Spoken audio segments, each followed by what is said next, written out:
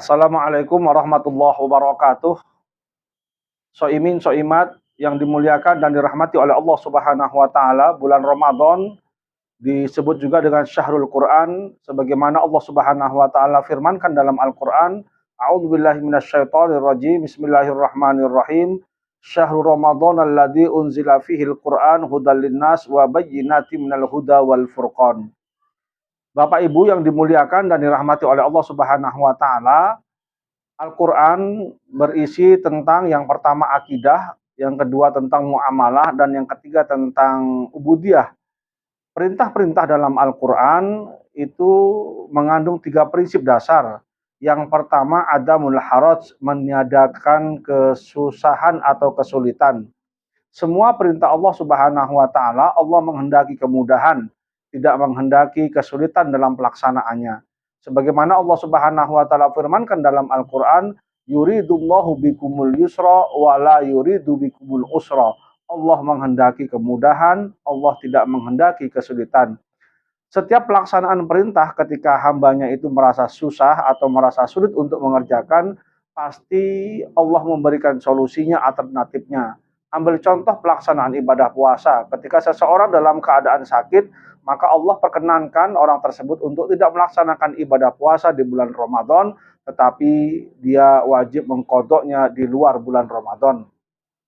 Yang kedua, prinsip dasar dalam pelaksanaan perintah dalam Al-Quran itu taklilut takalib, sedikit perintah.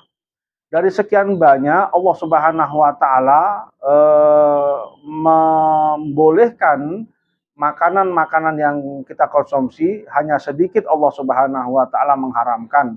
Begitu juga dalam pelaksanaan ibadah, Allah Subhanahu wa taala mewajibkan kepada kita, kepada umat Islam yang mampu seumur hidup hanya sekali melaksanakan ibadah haji, bukan setiap tahun. Karena prinsipnya yang adalah taklilut takalib, sedikit perintah. Begitu juga dengan sholat, begitu juga dengan puasa. Dalam setahun 12 bulan, Allah Subhanahu wa taala hanya mewajibkan kita 1 bulan, yaitu bulan Ramadan, untuk melaksanakan ibadah puasa. Begitu juga dengan sholat, begitu juga dengan zakat. Yang ketiga, prinsipnya adalah at-tadrid fit tasyri', berangsur-angsur dalam penerapan sebuah hukum. Ketika Rasulullah Shallallahu Alaihi Wasallam diutus menjadi nabi dan rasul, umat ketika itu pada masa jahiliyah, masa di mana umat jauh dari nilai-nilai agama. Umat ketika itu sedang senang-senangnya mengkonsumsi khamar dan main judi.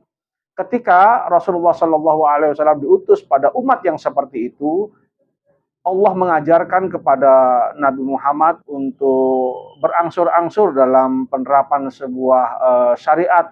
Dalam hal ini pelarangan untuk minum khamr dan main judi. Yang pertama, Allah ajarkan kalau ditanya tentang khamr dan main judi, katakan bahwa di dalamnya ada dosa yang sangat besar, walaupun ada manfaatnya, tetapi dosanya lebih besar daripada manfaatnya. Yang kedua, dilarang pada kondisi-kondisi tertentu, yaitu ketika melaksanakan ibadah sholat. Allah Subhanahu wa taala berfirman, ya ayyuhalladzina amanu la taqrabus sholata wa antum sukara hatta ta'lamu ma taqulun. Wahai orang-orang yang beriman, diharamkan kepada kamu untuk melaksanakan sholat sehingga kamu mengetahui apa yang kamu ucapkan. Artinya, seseorang yang dalam keadaan mabuk diharamkan untuk melaksanakan sholat sampai dia sadar. Sadarnya itu indikasinya adalah mengetahui apa yang dia ucapkan. Yang ketiga, baru kemudian Allah mengharamkan minum minuman khamr, main judi, mengundi nasib, dan berkorban untuk berhala. Sekali lagi bahwa pelaksanaan dalam syariat agama Islam dalam Al-Quran itu tidak terlepas dari 3 prinsip dasar. Yang pertama adamul haraj, meniadakan kesulitan. Yang kedua taklilut takalib, sedikit perintah. Dan yang ketiga at-tadrid fit tasyri', berangsur-angsur dalam penerapan hukum. Demikian yang dapat saya sampaikan. Semoga ada guna dan manfaatnya. Wallahul muwaffiq ila aqwamit thoriq. Wassalamualaikum warahmatullahi wabarakatuh.